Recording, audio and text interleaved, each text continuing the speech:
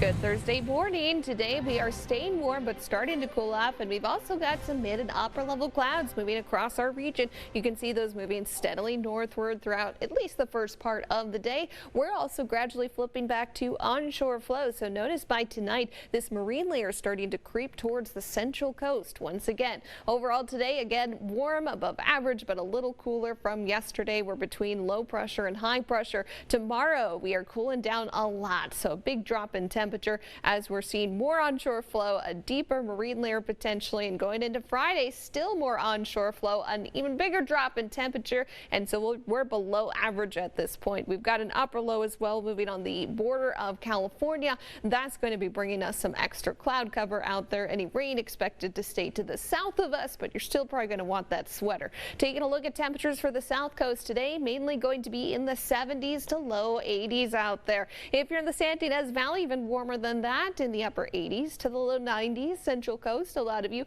again in the 80s, and up north 70s to 80s for coastal areas, or the low 90s for some of the interior once again. And Ventura County, your temperatures also cooling off slightly, 70s to 80s for coastal areas, up to 90 degrees or low 90s for some of the interior. Have a great rest of your Thursday.